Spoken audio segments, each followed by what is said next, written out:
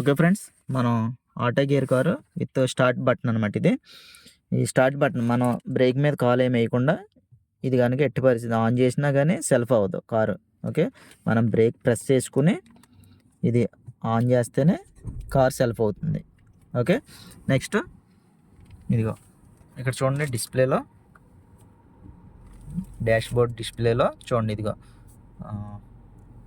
అదిగో ఇది చూడండి, ఎలైన్ స్టీరింగ్ వీల్స్ అంటే మన స్టీరింగ్ రాంగ్గా ఉంది, అంటే ఎటో తిప్పేసి ఉంది, కొంచెం అటు ఇటుగా తిప్పేసి ఉంది. చూడండి ఇక్కడ చూపిస్తుంది,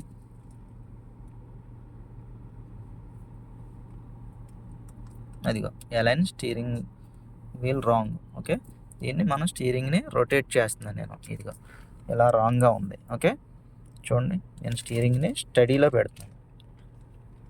ఇప్పుడు చూడండి అది పోయింది. ఓకే,